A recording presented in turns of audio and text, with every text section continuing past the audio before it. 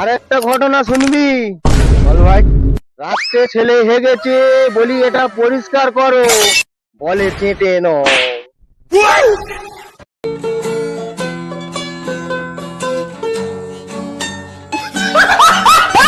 আরে ভাই, বাঁশ ভাঙা ডাকলি কেন? ভাই কি বলবো রে, তুই এমন একটা মেয়ে দেখে দিয়েছি রে দাদা। কেন রে ভাই? চাকরি খালি দেখ, এরম মেয়ে তুই দেখে দিয়েছিস। ওই গো,